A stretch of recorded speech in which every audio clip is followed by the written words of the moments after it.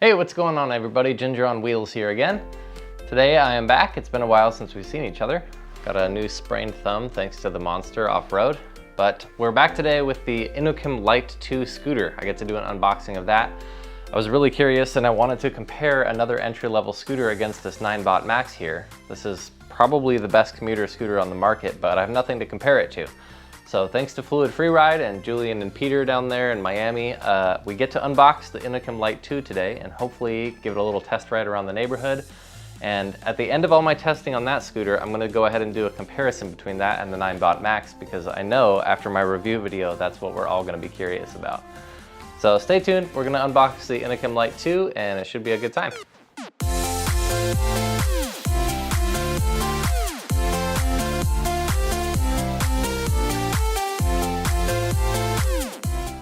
All right, here she is, the Inokim Light.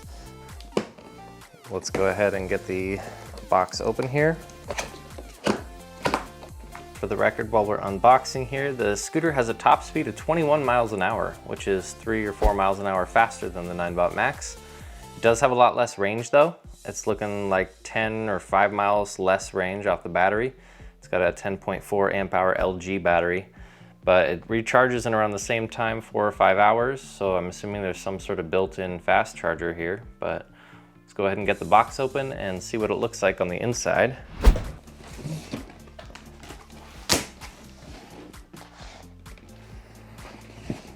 Okay, right on the top here, we have this nice little informational pamphlet. It says Inokim, let's open it up. All right, we got a sporty girl on the front. And this is an actual manual. This is the first scooter I've ever seen with a full color multi-page manual. I am very impressed by this right away. Most scooters, when you get them out of the box, it's very clearly something made in China with very little instruction, but this is not the case with this scooter. I know that a lot of components of this scooter were custom built, like the stem.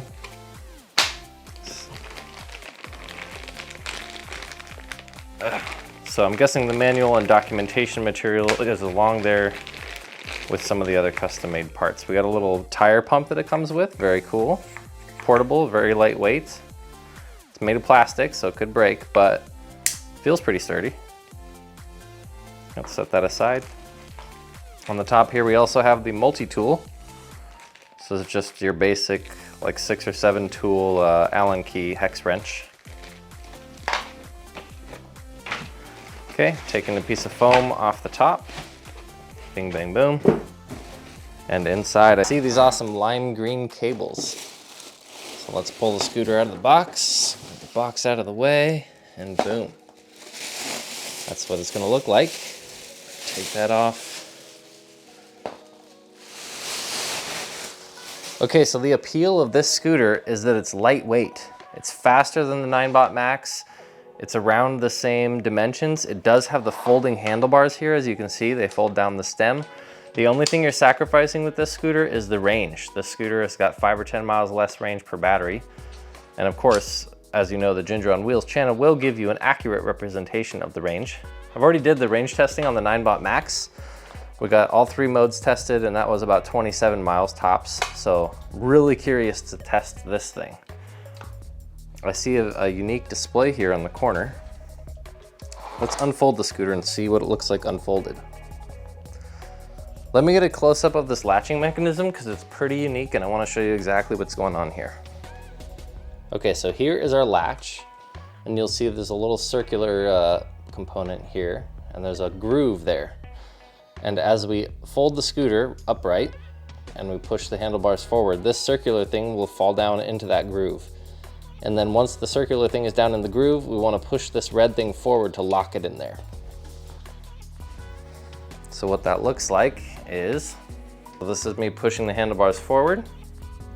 And you'll see the circular thing didn't go all the way down in the groove there. So what we got to do is put a little more force on it. Just push forward on the handlebars. Okay, this is me unfolding it, and when I push forward on the handlebars really hard, it'll fall right down in that groove, watch. See that? Now it's in there. And then we just push this red safety latch forward, and that makes sure that the ball can't come out of the groove while we're riding. So I like this folding mechanism right off the bat. I like that it has this little safety latch here. You can see here on the other side of the scooter that they went for a different style of charging port. This is just a little rubber thing built into the deck here. But the charging thing is not on the bottom, it's not on the side, it's on the top. Curious to see how waterproof that is. Also, you'll see the cable goes into the deck on the top too. That seems to be unique to this scooter. Let's look at the bottom and see what's going on there. Nothing along the whole bottom of the scooter. So that's good, you're not gonna hit anything and you're not gonna get any water in through the bottom. I do like this stubby little kickstand that it's got. Seems pretty sturdy. It's got a nice spring built into it. Okay, let's get the handlebars unfolded and see what this thing looks like standing upright. So here are the tires. You can tell right away that they are pneumatic air-filled tires. It says the max load is 50 PSI. Okay, so the Inokim tires are 8 inches across. Top of the cable entry into the top of the deck, we also have some cable entry here. This is the front of the deck. And if I'm being perfectly honest, it feels like they could have done a better job with the grommet that's holding the cables in right here. It doesn't seem like it's gonna be totally waterproof. Oh, you know what I'm noticing? I like this scooter more already. I can tell that either Inokim or Fluid Freeride realized that the stock fenders were too short and they added a little rubber fender extension, a lot like the ones I have in my Wolf Warrior. You can see I built these goofy looking fender extensions for my Wolf Warrior, but it looks like Inokim might have actually done that, or Fluid Freeride, I'll have to ask themselves. I really love that. There's nothing worse than riding your scooter in the rain and then getting home and your pants are just completely soaked and you wonder to yourself, why exactly do I have fenders on my scooter again? I like that the cables on the scooter are lime green too. That gives it a nice touch. Matches the logo on the stem here. And speaking of the stem, let's go ahead and get that unfolded, shall we? Okay, to fold these handlebars up on this scooter, all you do is just lift them right into place. Like that. And then there's these red chrome nuts, I guess you'd call them, on the end of the threads here. There's threads on the handlebars. But when you screw this red thingy on clockwise here, that will lock the handlebar in the upright position. So you just do that to both sides, and then you've got nice handlebars. And you'll notice when you first get your scooter that everything on the handlebars here is loose. This will be all turned around, but all you have to do is use the tool that was provided and screw in these Allen screws on the bottom here. There'll be an Allen screw on this, that, and then the brake lever and the bell area also. So this scooter's motor is rated very similarly to the Ninebot MAX, but it has a higher top speed, so that means it's geared more towards top end speed instead of torque. So I can tell you right off the bat, this scooter is probably going to be slower at climbing hills than the Ninebot MAX, but we'll have to test that. So let me go ahead and get these things tightened up here and we'll see what the scooter can do. All right, so this is the provided tool that you get. It's a nice little blue cast aluminum. And it looks like it has a screwdriver, flathead Phillips, a little bit of a socket wrench thing kit on the end of it, and your 5 basic sizes for tightening screws on scooters. For the handlebars here, we're gonna have 1 screw for this throttle assembly, 1 screw for the brake on the right, 1 screw for the brake on the left, and it looks like the bell is actually attached to the brake on the left. So just 3 screws. I hope I can manage. So the screw for the throttle assembly, this little white piece, is right here on the bottom. I'm gonna put that forward and then tighten it. Now, if you've watched my channel for any length of time, I know that you know I'm a huge proponent of blue Loctite. And if this were my scooter and I were unboxing this to keep, I would definitely be unscrewing the screws for this brake lever assembly and the throttle assembly completely, putting blue Loctite in and then screwing them in so that I could be sure throughout the course of my ownership they would never come loose. But because this scooter is for testing, I'm just gonna tighten them as is and we're gonna see how they do. So one other thing that I left out about the folding mechanism before, this is sort of included, is that you can elongate the stem here. You just unfold this red chromium latch. It says Inokim on it. and you can lift the handlebars up. And I'm a tall guy, so it looks like I'm gonna need them lifted up all the way. Okay, coming back up here to the handlebars, I've tightened the throttle, so I gotta do the brakes now. And I've gotta do this brake. And it looks like those are size 5mm on the provided tool here. If you're a shorter rider, you'll want these brake levers pointed more forward. If you're taller and your wrist position is more tilted when you're grabbing onto the handlebar, then you'll want these brake levers tilted lower. For me, I'm a really tall guy, so I like them almost tilted straight down. Ooh, I like the bell. Check this out.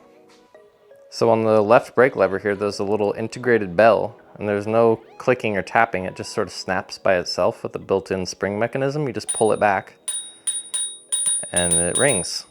It's really loud too. I like that the handlebar grips say Inokim. Everything on this scooter is custom and branded. It's pretty nice.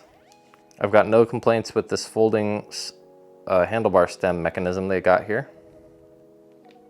This is a new throttle assembly. We're used to the QS S4 or the Mini Motors iThrottle display, or like the Ninebot MAX has sort of an integrated throttle here, but this looks like a new one. Wow, so sorry guys. I just got the handlebars set up and I realized that while I was unboxing, I got so excited that I forgot to check the entire box and I missed the charger. So there is a charger in there.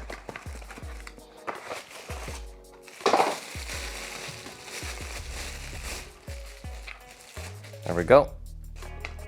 2 pieces, and you just plug this piece into here, and then this goes in the scooter and that goes into the wall. And the scooter charges to full in anywhere between 4 and 5 hours. Okay, one other thing I'm gonna do with the scooter while it's charging is pump up the tires. They feel firm, but I wanna make sure that there's enough tire pressure in there because it's usually the case that there isn't. This is my cool little battery powered bike pump. All I'm gonna do is take the valve covers off the tire there. I think I did that in the backwards order actually. You're supposed to screw this in first and then screw it onto the valve. Doesn't matter though. So I think I read on the side of this tire that it said I'm supposed to use 50 PSI. I'm gonna pump these tires up to 45 PSI because 50 might be pushing it. I'm a little on the heavier side. The max recommended weight for this scooter is 220, so I don't wanna pop the tires. Just turn on the pump, tell it to put me at whatever PSI I want. So I just push the power button and this thing will pump up my tires for me. And this thing is battery operated, rechargeable, very lightweight, and I highly recommend this as a scooter accessory that you bring along with you on your trips.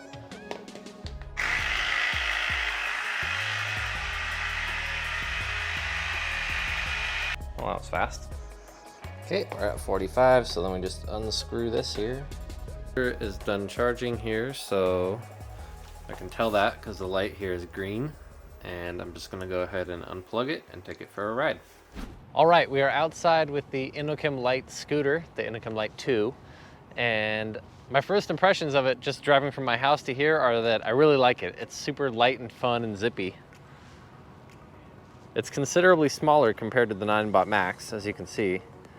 It weighs 10 pounds less, so it makes sense. But after riding around on the MAX for a couple of months, hopping on this thing was refreshing. It's so nimble, it's so small, it's really zippy. I don't know how they geared it because it's got a higher top speed than the Ninebot MAX, but it's also just about as zippy, I think, in the acceleration department. I'm gonna do some official acceleration testing later on this scooter and braking testing, but this is just an initial ride around, and first impressions are that I really like it. It's a fun scooter. One other thing though, if you're a person who gets bugged by noises on scooters, this little red clip, can you hear that? I'm sure you can probably hear that. But as you're riding, this little red clip will bump against this black piece of metal here. So unless you put a piece of tape over that or like a piece of foam, it's just gonna eternally rattle while you ride. I wonder when I get home if I can tighten this little hex wrench right here and if that'll tighten this thing up. But out of the box, this thing definitely rattles. So that's the only complaint I have about it though, out of the box. I'm gonna get to riding. Okay, so here it is. I haven't taken the tag off it yet. Got kind of lazy. We're in the Speed 3. This thing isn't very bright in the middle of the day, actually, now that I'm thinking about it. If you hold the plus sign down, then you get the front lights on, and there's a backlight on this that turns on, but it's still pretty hard to see. So anyway, this is the speedometer. I got carried away there. Those are the miles per hour there, and that's your speed reading. You got 1, 2, and 3, just like a normal scooter. And it's got a tripometer. You push the power button, it'll go to odometer. And then this is your volts remaining. We've got 40 volts remaining. And then it's got a little battery display down there. Out of 5 bars, how many bars of battery do I have left? Okay, so I'm 6'2", and these handlebars right now are maxed out. They're at the tallest setting. Let's make sure of that. Yep. Okay, and the handlebars come pretty much exactly to my hip bone. Wonder how easy this will be to see. They come down to my hip bone. You'll just have to trust me on that. The engine's got a bit of a hum to it. I thought the Ninebot MAX was noisy, but this thing, it's a higher pitched sort of whine. And there's no regenerative braking. And I didn't realize how annoying the regenerative braking was on the Ninebot MAX. I just kind of got used to it after 50 miles or so, but when you don't have regen braking and you let off the throttle, it's so nice to just be able to relax and cruise. With the Ninebot, even if you had the regen braking on weak, you still had to prepare for some sort of surge forward when you let off the gas, just because it automatically brakes when it's charging with the regen braking. But when you let off the brakes on this scooter, you just coast. It's so refreshing. And I imagine on a normal ride, where there's some downhill sections, you can probably coast down those sections and conserve just as much power as you would with the regen braking on the Ninebot. Because like you saw in my review of that scooter, on a huge hill I only recovered 2% of the battery, so it's not extremely effective. So I can tell and know right away one of the biggest things that's going to turn people off to this scooter is the fact that it's got 8.5-inch tires with no suspension. Let me tell you, it's only a tiny bit bumpier than the Ninebot MAX with 2 inches bigger tires. When you've got air tires on a scooter, it really does make a big difference.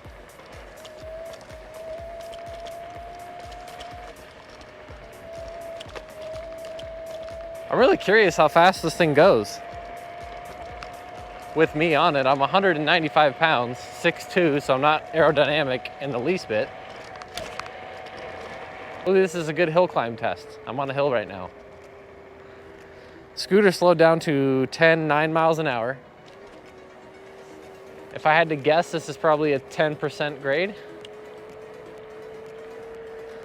But like I said earlier, we're gonna do some official hill climbing, braking, acceleration testing, all that on the scooter later on. So if you're interested in that, make sure to subscribe to the channel now. I've got elbow pads and knee pads on, but I still feel like this is pushing my luck. Let's do it anyway. Okay, starting out 8 miles per hour. Hitting throttle. I'm gonna put my hand on the handlebar for the speed bump here. And maybe the corner.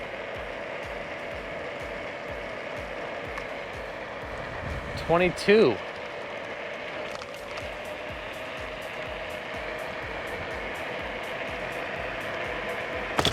Holy shit, dropped my phone. Oh no. That's what you get. That's what you get, Ginger. What are you doing? Holding your phone, test top speed on a scooter. Come on.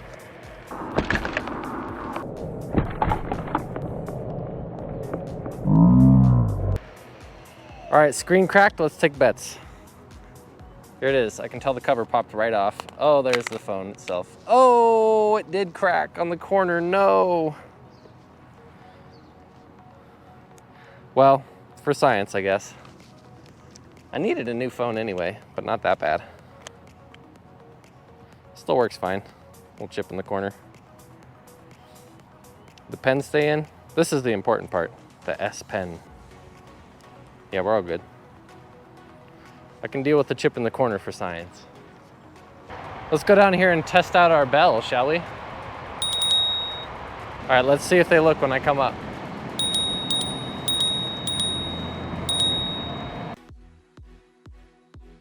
Yep, we got a glance, and they were already out of the way, so.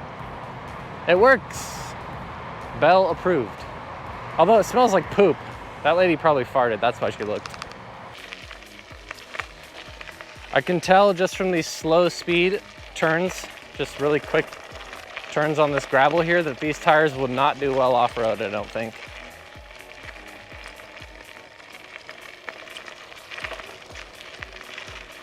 Yeah, they don't hold traction very well on the gravel. But that's not what this scooter's for. The scooter's not for off-roading. I don't even know why I'm here. I guess just ginger on wheels. But this is a lightweight commuter scooter. This is a scooter you're gonna buy if you need to roll a couple miles from your house to the bus stop, or vice versa.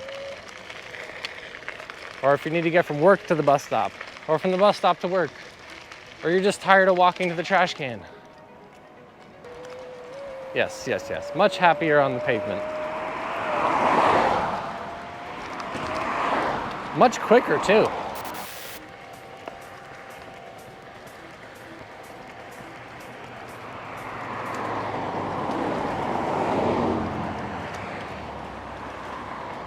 All right, you guys, I just spent about a half an hour riding around the Inokim Light 2, and 3 things I like about the scooter.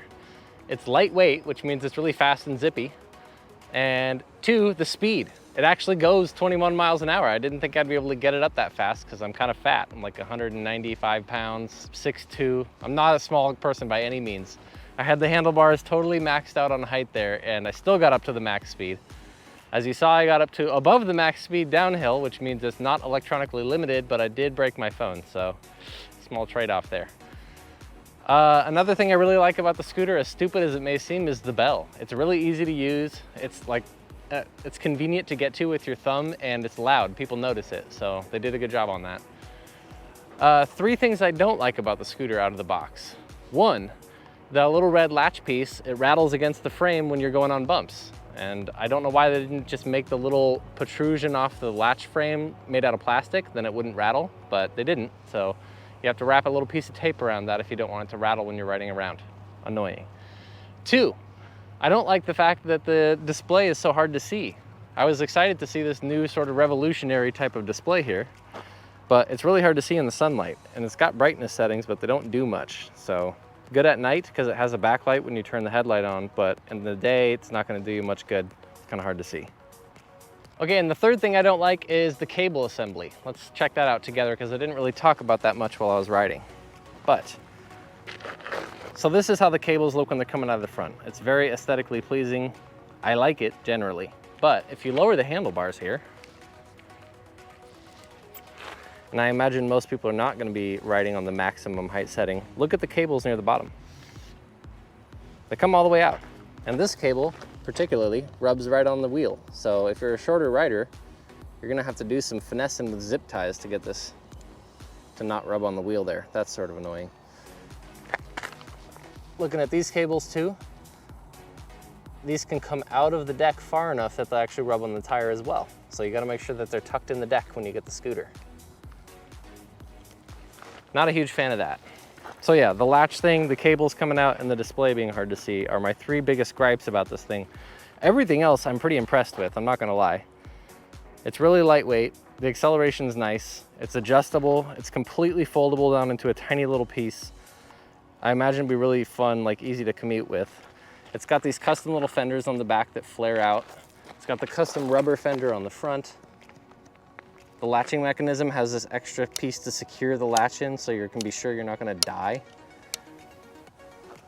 And the brakes are pretty strong. So when you combine all those things together, you're getting a lot in this little package. At the end of the day, the scooter is just fun, lightweight, and sexy. That's really what it is.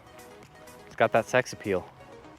I'm really looking forward to be able to do some range testing and brake testing and acceleration testing, and particularly comparing that to the Ninebot MAX to see how they compare. But out of the box, first impressions are this scooter is a great little commuter scooter, so I'm excited to do that testing. Okay, that's it for me, you guys. I really appreciate you watching, and if you're as excited as I am to do the testing on this scooter, make sure to subscribe to the channel, and you can catch it all and do it all with me. Thanks.